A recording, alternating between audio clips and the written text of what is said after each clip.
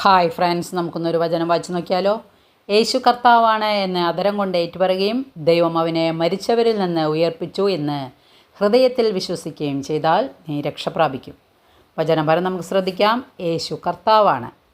യേശുവിൻ്റെ ഉത്ഥാനം ദൈവിക പ്രവൃത്തിയാണ്. യേശുവിൻ്റെ ഉത്ഥാനത്തെ ഹൃദയത്തിൽ വിശ്വസിക്കണം എന്നതിലൂടെ പ്രസ്തുത വിശ്വാസത്തെ ജീവിതത്തിൻ്റെ കേന്ദ്രമായി സ്വീകരിക്കണം എന്നാണ് അർത്ഥമാക്കുന്നത്. ഹൃദയത്തിൻ്റെ നിറവിൽ നിന്നാണ് അതരം സംസാരിക്കുന്നത് പോലെ നീതീകരണത്തിലൂടെ രക്ഷ കരഗതമാകുന്നു. ഹൃദയത്തിലുള്ള ഈ വിശ്വാസം നീതീകരണത്തിനും അതരം കൊണ്ടുള്ള ഏറ്റുപറച്ചിൽ രക്ഷയ്ക്കും കാരണമാകുന്നു.